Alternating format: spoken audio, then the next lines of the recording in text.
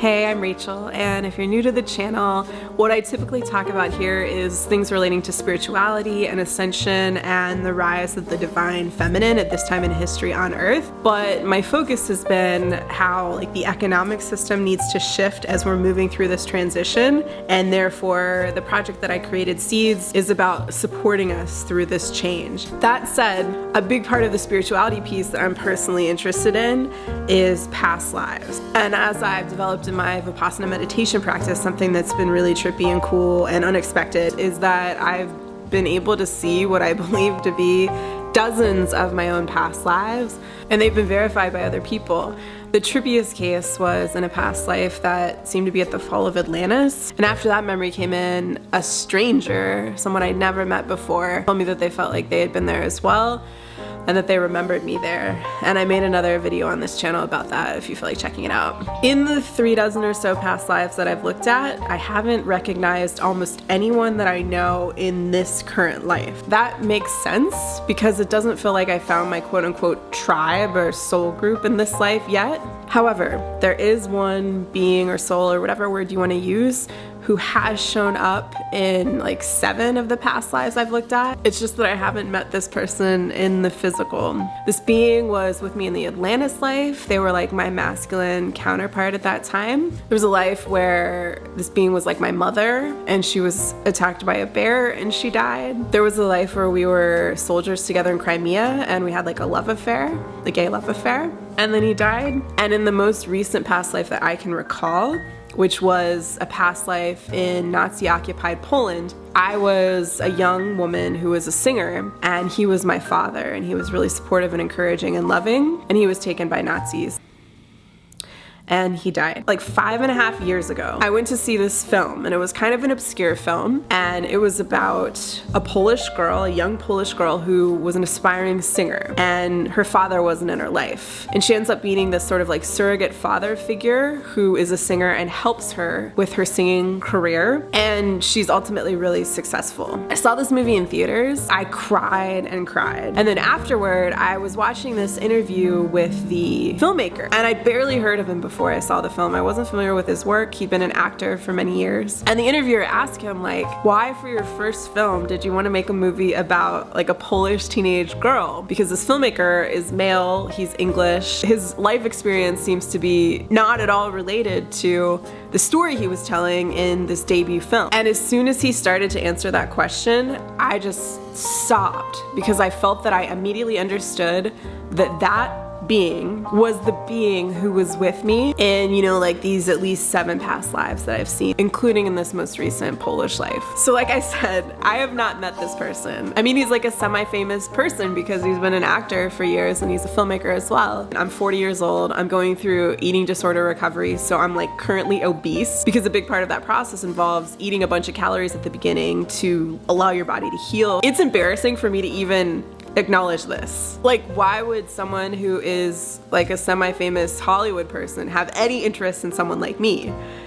Society tells us that they wouldn't, right? But however weird or whatever it sounds, I'm just convinced that I'm going to end up aligned with this person, and we're going to be partners and collaborators creatively and romantically, I think. And it's going to be all about helping to restore the denigrated feminine energy that we've been dealing with for millennia since the fall of Atlantis. So when I saw that his second film was premiering at TIFF, the Toronto International Film Festival this year, I had to go.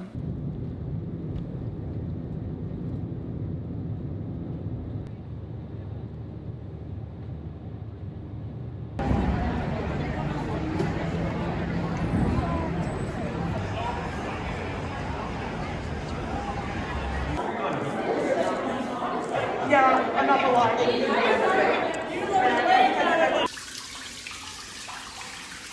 This is such a waste of water. Hi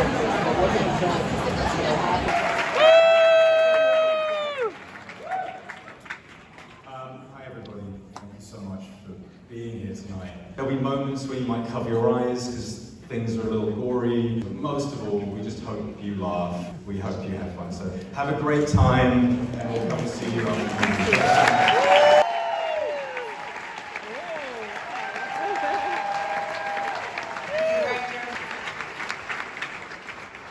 Congratulations to you all. A beautifully bonkers, funny film.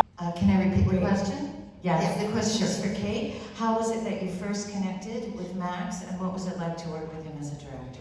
This wonderful man is kind and generous and gentle and open and knows exactly what he wants. Thank you all so much for coming.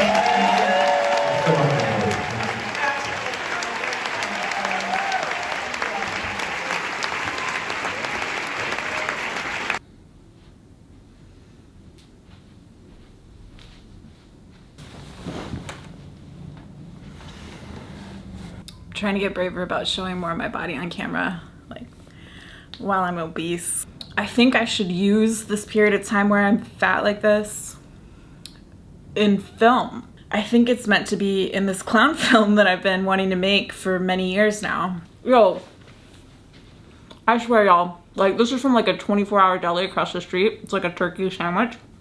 In Canada and the UK, you can go to like 24-hour delis and they have like good quality, nutritious food. Like this bread is good quality. It's like a healthy sandwich. It's not like the sad, less healthy stuff that they have in the States. So I just went to my future husband's screening, the world premiere of his film. How embarrassing is it to be a 40-year-old obese woman talking about how you're gonna like marry this person who's like kind of famous. Those are gross, so I keep eating and talking. You could feel how much he loves women, how much he loves the feminine. And he was really showing that in like the relationships he was building in the movie. You know, like that friend that I feel like a lot of us had maybe in high school, and then I think if you're lucky it can continue through your life, who's like, she's like so cool and she's hot and she's like not embarrassed by stuff that would embarrass other people, and you just like love her. It's like an intense love, like an intense female friendship. And maybe there even can be, even if you're like both mostly like heterosexual or whatever, or like I totally believe in the Kinsey scale, like nobody is fully heterosexual or homosexual. So there's like a little bit of a sexual element. I don't know, I haven't seen that on screen very much at all. And it's refreshing. Part of the message was, why should we have to care about being attractive? And that's what's been so great about getting this fat. It was like, I really care so much less. And this trip has been my first like actual foray into stepping back into like human society, because I've been a hermit for so much of this process. Part of the reason, to be fair though, part of the reason for that has been because I was so fucking tired as I've been recovering, because like not having enough energy has been one of the huge symptoms that eventually led me to like find this as a solution to like heal. All the stuff about actually uplifting feminine energy, he was doing that in the first like 40% or whatever of the film, and it was great. I don't know that anyone in that audience would have called it that, but I knew what it was. I could feel what it was. And I worry this sounds arrogant or just insane or something. I don't have egoic thoughts like this ever, but I feel sure that he was channeling something about the state that I'm in right now when he made that film.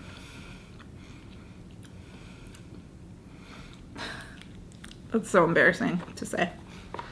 It's so embarrassing to say. However embarrassed I am or whatever, this is what I think is gonna happen, and I'm not trying to manifest it. I'm scared of it, actually. I just think it's gonna happen. I think what's gonna happen is I am gonna be able to write this clown film now after November 19th when Pluto goes into Aquarius, because we have to be out of this current Pluto and Capricorn energy for there to be any hope of supportive energy coming in. But I'll be able to get it to him and he'll read it. I think it is gonna use me in this fat body. I was already thinking I could film some of those shots like nowish because this weight might come off. I was getting FOMO about losing the fat actually. Like missing out on this opportunity to film when my body is this fat because it probably won't be this fat again ever. And I know that the script has like flashback dreams of the fall of Atlantis. And whatever part of him is channeling and has been channeling for years will remember that. So he'll read it and he'll be willing to talk to me. And I'll ask him to help me make the film. He has a production company and he wants to support feminine energy. That's like all that he's about. Shit. I don't know. I think it might be the next film he's involved with. Oh my God, that's my heart hurts as I say that. Whatever block is over my heart. It's so embarrassing, but whatever. It just feels like I'm on a train. I'm on a train that's moving forward and it's just I'm gonna do the stuff. I'll try. Like I'll write the script. I'll try to get it to him. If there were some, you know, if it actually comes to pass that he actually read it and wanted to talk to me, I would be terrified, but I would, you know, like I would do the things is what I'm saying. He's shooting his TV show now, it's the last season. He's gonna have free time. He's gonna be like looking for his next project. Maybe he has, I don't know his life, but maybe he has something lined up, but it just seems like that's the timing. So I gotta write this.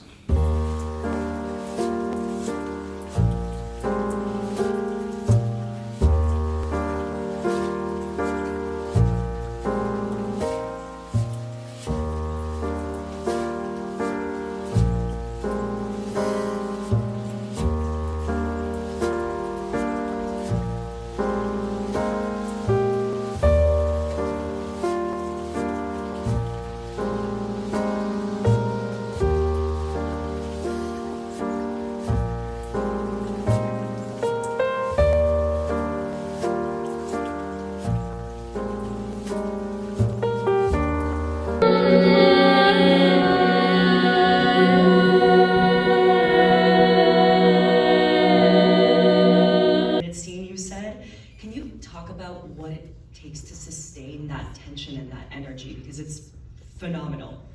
Oh, thank you so much. Yeah, it was scripted as a real-time home invasion, a real-time set piece. So I wanted it to play out without any sort of jump in time, and it really just meant more preparation on everybody's part.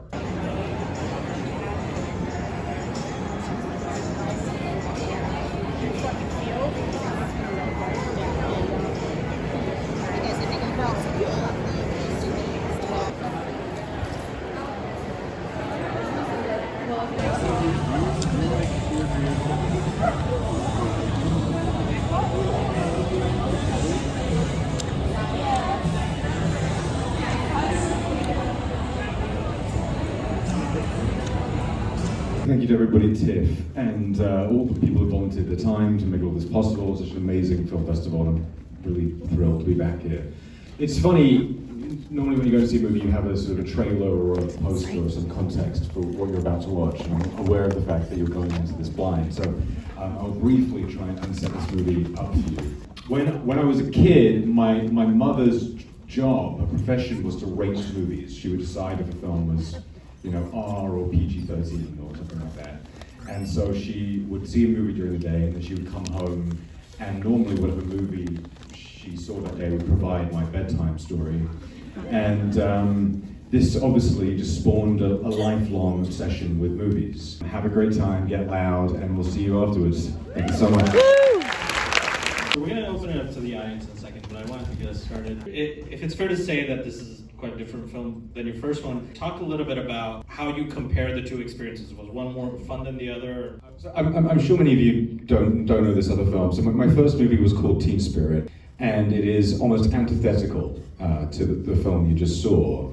It's a film about Elle Fanning plays a Polish immigrant who enters a singing competition. Extremely personal film. It's almost biographical, that movie. The two stories are basically almost identical. They're both about somebody entering the entertainment industry, something being amiss, and a sort of Mephistopheles character leading them astray. So I'm clearly fascinated by that journey. The movie is both a throwback to sort of the early 90s sort of mid-budget studio movie, and it's also a love letter to a filmmaker called Paul Verhoeven. I love all of his work, RoboCop, Basic Instinct, I mean, everything, Black Book. He's made amazing movies. Starship Troopers, obviously, is kind of influential in Our Lobster. Showgirls. Showgirl, well, no shit, look at the opening of the movie. What are you yearning for next, genre-wise, stylistically?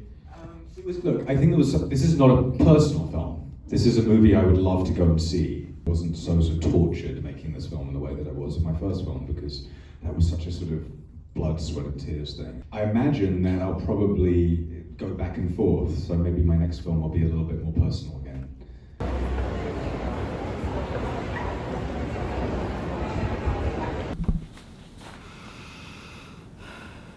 I just went to see Shell again. I wore my other green shirt. I swear this isn't me shooting and pretending like it's a different day. I really wore just like an identical shirt. I just feel kind of shell-shocked, and I thought I'd try to document it because I've seen this trajectory for years now, where it seemed like he was the person I was gonna partner with in various ways, creatively especially. And I've never felt more sure of it than after today. And if what I've been sensing for all these years is true and real, what I write will be personal for him, because it's about past lives that he's had. And in the Q&A today, he talked about how personal his first film was. From an outside perspective, it didn't look personal at all, because it's about like a Polish teenage girl who wants to be a singer, who isn't with her father. But it was personal because he was remembering the Polish past life where he lost his daughter when he was killed, and that daughter was me.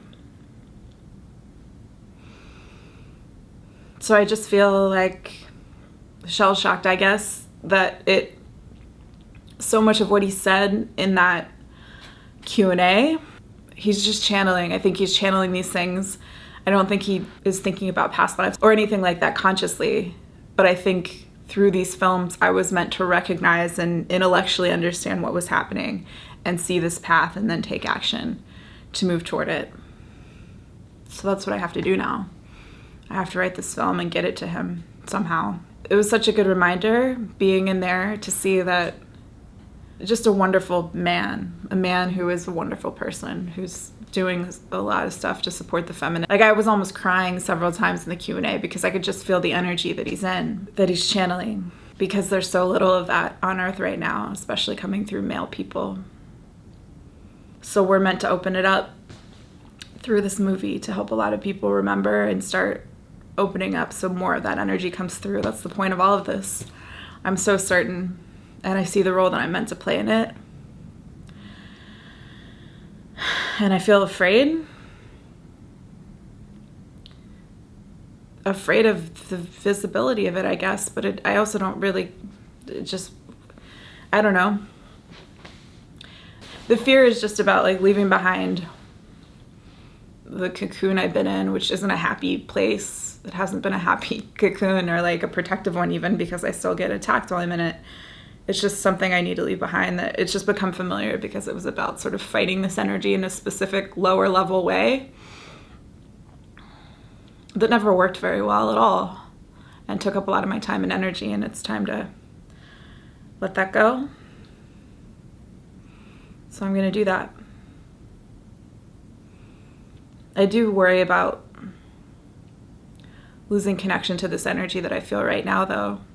It's more accessible in part also because I'm comfortable where I am. I mean, I treated myself to a nice hotel for the last couple days of this festival. The first few days I was in like a super affordable Airbnb. I can just walk to the theaters from where I'm staying, which is nice. When I have enough support around me and I'm not thinking about survival in any real way, like it's not crossing my mind, then I'm so free to be creative. And that's the point of Seeds, helping to provide that for more of us so that we can get out of that survival energy and just feel free to be creative. Oh, and there's a lot of grief in there too. Just seeing him talking I've thought for a while, I used to say this to this woman, Taya Anderson, that I worked with for years, who was like a really talented, she helped me with past life, like recall and energy work, and there isn't a single word to describe like all the skills that she had. And I used to tell her that I felt like with whatever my trust issues and stuff are with like male romantic partners because of past rape and sexual assault and stuff, and just like, you know, living the life I've lived in this world as a woman and seeing the way that masculine energy has done so much harm, unhealthy masculine energy. I for sure have trust issues. That's a part of why I haven't had sort of like any real romantic whatever for like 8 years. Isn't that crazy? 8 years. I never would have thought it would have been that long. And it wasn't at all like intentionally trying for that. It was just that after the last guy I dated had also raped me and that relationship ended, I just knew that I couldn't go through something like that again that was that painful. Not only the sexual assault piece, which was horrific, of course, but like, it's just so hard to break up. Breakups are terrible. It's so hard to be in love and then have that like brutalized. And so I just knew I couldn't even take steps into that possibility, toward that possibility again, unless I had a certainty. And I hadn't come across anyone that I had that certainty about, except for this privileged, like semi-famous person who's been in the entertainment industry for many years, who I do not know, who I've never met. But it's just embarrassing because of the superficial, because of what society says about somebody who is and looks like me and somebody like that, you know. I used to tell Taya that even though I had all those trust issues, I just sensed that whenever I found that person that I had that certainty about, they would quickly fall away. And I think that's the case, but there will be that initial fear of opening up. And that's a big part of what I'm afraid of, I think, in going down this path that it just seems like has an inevitability to it. I just need to try to write the thing and try to make it good and just work on it enough, and it'll get to a place where I think I could get it to him and he would read it, and then I would be able to talk to him about the project, and then the project could exist. I'm just feeling all the feelings of the process of it happening, I guess, which is a way of manifesting all of that anyway, and it's not an intentional manifestation at all. It just, as I said, I guess, it just feels like it's gonna happen. It just feels to me like it's gonna happen. It feels like it's been years of being given messages about this happening.